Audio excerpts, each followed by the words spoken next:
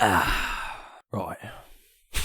Hey everybody, welcome back. Alright, so I know this is kind of old news, but I still want to talk about it. So if you didn't know, Lana Rhoades and Mikemajlak, they actually separated. Like, this time it's 100%. Now, you might have seen Mike's breakup video like a couple of months ago. I think it was about 4 months ago. And essentially what that whole video was, it was Mike saying how he's not compatible with Amara. And one of the biggest things that he was talking about was basically, Amara's one of them girls where she wants a family, you know, she wants to settle down, she wants to live like a normal life. However, Mike has just openly said, like, I'm not that kind of guy, like, that's just not who I am. And to be fair, like, I know some people might be thinking, like, is he crazy? Like, he could stay with Lana Rhoades his whole life, but, like, let's be real. Mike has basically spent half of his life kind of wasted in his drug addiction, and you have to think, like, right now, Mike is living the high life. Now that he's sober, he's managed to become extremely wealthy,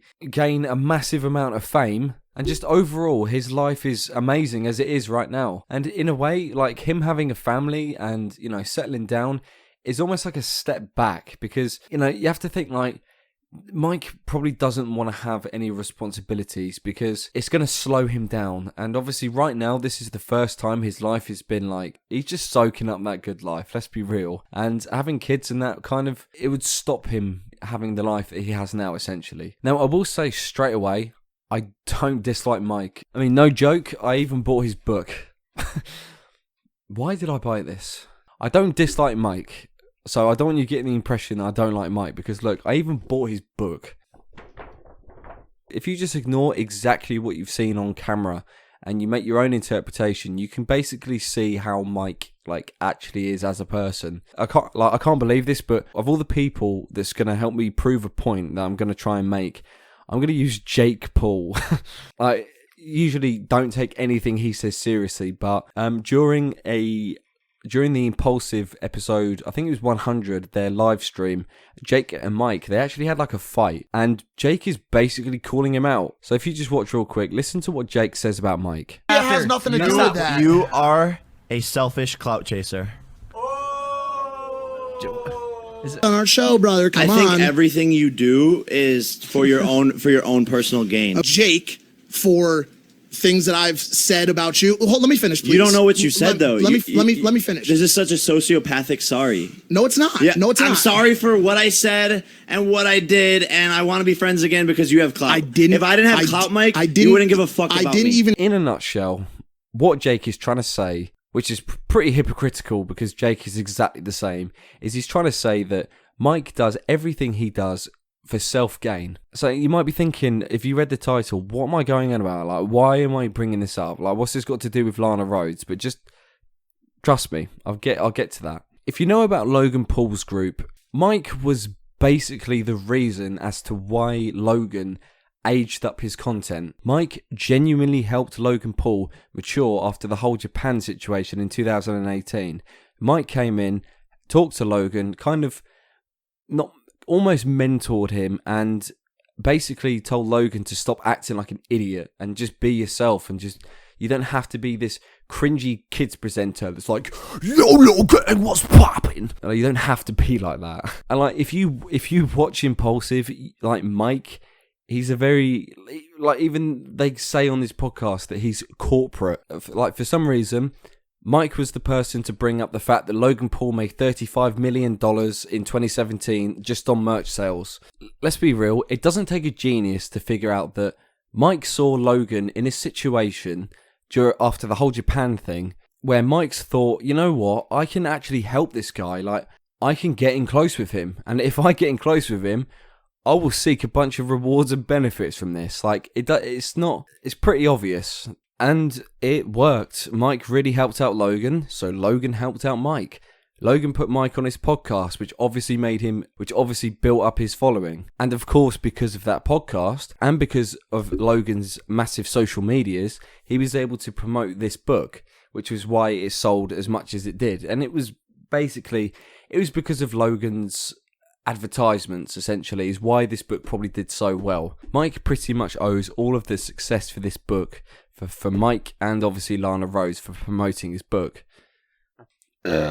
I know how the internet works. I know people are just going to misinterpret the things I say unless you literally sit them down and tell them literally exactly what you're trying to say. I'm not saying Mike got close to Logan and used him. I'm not saying that. Like, it's pretty obvious, like, when you watch their vlogs and stuff, like, they have a genuine, like, brother bond. However, what I'm trying to say is, like, Mike, he's not just going to do everything out of the kindness of his heart. Like, he does actually want something in return for him putting in effort into stuff. And that is what brings us back to Lana Rhoades, or Amara. If you didn't know, Mike met Lana Rhoades because of a Logan Paul vlog. So hopefully you see what I'm trying to say. Like, Mike benefited from being friends with Logan because Logan's now repaying him, and that's how he met Lana Rhoades. And like, it's pretty obvious, like, Mike looked at Lana and he obviously like almost fell in love at the first sight, but at the end of the day, I think it was just mainly because it's like a fantasy. Like, before Mike even met Lana Rhoades, he had his show The Night Shift, where he openly spoke about supporting porn stars. He loves them. He passionately spoke about supporting them. So let's be real. Like, you can't sit there and say that Mike got with Lana because of love. Oh, so cute. No, the reality is, it was a fetish. It's as simple as that. Like, let's be honest, Mike knew how massive Lana Rhoades' name was. So if he could dig himself in there, he's golden, boys. And if you look at his views and everything that he's achieved, mainly it's because of Lana and him trying to get with her and putting in all the effort. It was a good idea. I mean, look at Mike's content. Literally, his night shift is basically him clickbaiting Lana Rhoades. Like, the content isn't great, but just because she's in it, it basically built his channel up. And if you watch Impulsive, or if you've listened to it, you probably know that basically Mike always had fights with Lana. Like, it was over the most ridiculous stuff. They were always having like mini breakups and stupid little squabbles and stuff, but they always went back to each other. You have to remember, like, Mike has been around the block. Like, he's not new to relationships. He's a lot older than Logan and everybody. He kept putting up with the arguments and the squabbles and all that stuff because, let's be real, he couldn't really split up with Lana. Like, it was just too big of a risk for him. So he always went back to her, or she went back to him. Either way, obviously I don't know their relationship. But Mike had to basically keep going back to Lana because Lana Rhoades was making Mike's name bigger and bigger. And I don't want to come across as a, mean, but do you really honestly think that Mikemajlak, the most corporate guy in that group of people, would want to have kids or marry a woman that basically is known as a porn star? I know that sounds terrible, and I know that I literally just said that he supports porn stars, but like, could you seriously imagine Mike, of all people? Like, I don't know. He's very conservative, and I don't think he could be like, yeah, hey, look, this is my wife. She used to be everyone knows she's a porn star, and I'm cool with that. Like, I think he's too conservative to be that free-minded, if that makes sense. Let's be real. You have to be mental to think that their relationship would last. Mike is 36 years old. Lana Rhoades is 24. That is a massive age gap. And if you watch Mike's content, like his night shift, you can see the age difference. Like, you can see the maturity difference in, between them. And like, it sounds harsh, but the reality is Mike was with Lana because it was like a fantasy. It was almost like a fetish. Like, he was with a porn star who he's been saying for months prior that he really respects them and he loves them. And then on top of that, he's getting the double whammy of getting fame because he's just with her. And it just proves my point that Mike has deleted all of his pictures on Instagram of Lana. Lana has done exactly the same, but for some reason the night shift videos, they're still up because, of course, they're making money, they're getting views. Mike managed to build his wealth up purely because of Lana Rhoades, because she agreed to make all them videos with him. I honestly feel sorry for Lana Rhoades. I personally think she actually loved him. I think if Mike really did genuinely care about Lana, like he said he did when saying that he loved her, I think what he would have done was he would have stopped making the content which he was making with her at the time and keep everything private and sort it out.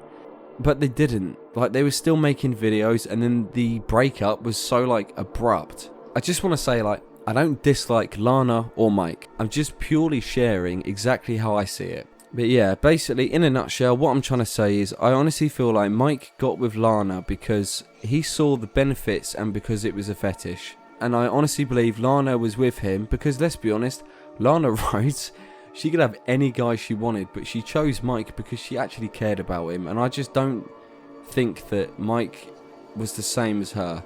I feel like the fetish, like that kind of wore off, and obviously putting up with all the fights and the immaturity difference, I feel like Mike just had to call it quits. But obviously they can't go around saying this because it looks absolutely terrible.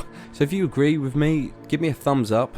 If you don't agree with me, if you think they split up for different reasons, or if you even know of different reasons, just let me know in the comments down below. But anyway guys, thank you again for watching. I'll catch you on the next one. Peace!